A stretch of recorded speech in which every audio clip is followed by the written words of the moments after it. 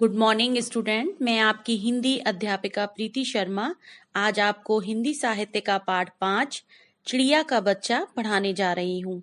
यह एक सच्ची घटना पर आधारित है।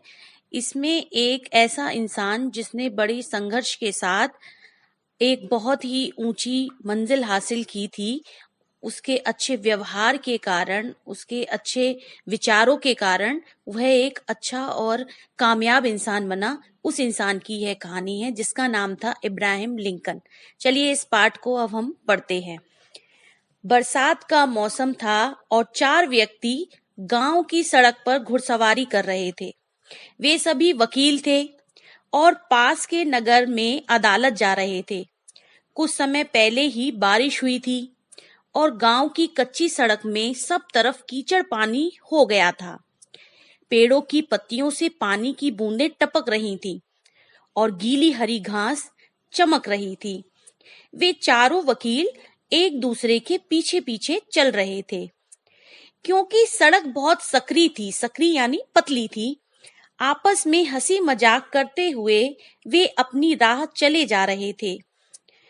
छोटे पेड़ों के एक झुरमुट के नीचे से गुजरते समय उन्होंने अपने ऊपर पंखों के फड़फड़ाने की आवाज सुनी और सड़क के किनारे घास पर चिड़िया का एक नन्हा बच्चा गिरते हुए देखा। पेड़ों में पक्षियों की तेज चहचहाहट होने लगी और घास पर पड़ा बच्चा चू चू करने लगा। क्या हुआ? मिस्टर स्पीड नामक पहले वकील ने पूछा। मिस्टर हार्डन नामक दूसरे वकील ने कहा, कुछ नहीं, पेड़ों पर पक्षी शोर मचा रहे हैं। तेज हवा चलने की वजह से घोंसले से चिड़िया का बच्चा नीचे गिर गया है। इतने छोटे बच्चे उड़ नहीं सकते। पेड़ों पर बच्चे की माँ बच्चे के लिए शोर मचा रही है। सचमुच बहुत बुरी बात है। घास में पड़ा पड़ा बच्चा मर जाएगा। तीसरे वकील ने कहा। छोड़ो यार, चिड़िया का बच्चा ही तो है, मिस्टर हार्डन ने कहा। हम क्या कर सकते हैं? सही कहते हो, मिस्टर स्पीड ने कहा। घास में पड़े बच्चे को देखते हुए वे तीनों वहां से आगे निकल गए। पेड़ के ऊपर चिड़िया अभी भी परेशान होकर बेतहाशा चिल्लाए जा रही थी। वे तीनों पहले की तरह बातें करते हुए वहां से चले गए और पक्षियों के बारे में भूल गए।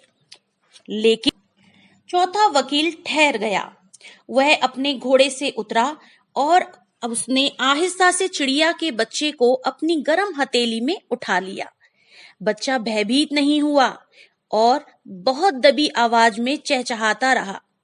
शायद उसे आभास हो गया था कि वह सुरक्षित हाथों में है। डरो मत नन्हे बच्चे, चौथे वकील ने कहा। मैं तुम्हें अभी तुम्हारे घोंसले तक पहुंचा दूंगा। फिर उसने पेड़ के ऊपर उस घोंसले को ढूंढा जिसमें से बच्चा गिर गया था। घोंसला उसकी पहुंच से बाहर था। वह सावधानी से पेड़ पर चढ़ने लगा। बचपन में वह बहुत से पेड़ों पर चढ़ चुका था। उसने वात्सल्यपूर्वक बच्चे को उसके घोंसले में रख दिया। घोंसले में 2 बच्चे और थे। वे सभी एक दूसरे से लिपट गए और ऐसा लग रहा था कि वे बहुत खुश हो गए थे। दूसरी ओर वे तीनों वकील कुछ आगे निकल गए थे और अपने घोड़े को पानी देने के लिए एक नहर के पास रुक गए। लिंकन कहाँ है? एक ने पूछा। लिंकन को अपने पीछे ना पाकर वे हैरान रह गए। मुझे लगता है कि वह उस चिड़िया के बच्चे के लिए पीछे रुक गया है, मिस्टर स्पीड ने कहा। कुछ ही मिनटों में मिस्टर लिंकन भी वहां आ गए। उनके जूते कीचड़ में सने हुए थे और पेड़ पर चढ़ने की कोशिश में उनका कोट भी फट गया था। इब्राहिम, मिस्टर हार्डन ने पूछा, तुम कहाँ रुक गए थे? मैं उस चिड़िया के बच्चे को उसके घोंसले में छोड़ने के लिए रुक गया था, लिंकन ने कहा। हमें भी यही लग रहा था, मिस्टर स्पीड ने कहा। तुम हमेशा से ही ऐसे काम करते आए हो। तीनों वकील जोर से हंस दिए। उन्हें यह लग रहा था कि एक जवान वकील को चिड़िया के बच्चे जैसे जीव के लिए इतनी मुसीबत मोल लेने की क्या आवश्यकता थी।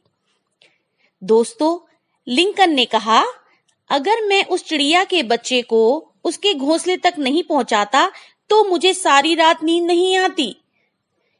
बाद में इब्राहिम लिंकन बहुत बड़े वकील और राजनेता बने। वे अमेरिका के राष्ट्रपति निर्वाचित हुए। जॉर्ज वॉशिंगटन के बाद वे अमेरिका के सबसे महान राष्ट्रपति कहलाए। ये एक ऐसे महान व्यक्ति की कहानी थी। इस पाठ का जीवन मूल्य है, हमें दयालु स्वभाव का होना चाहिए।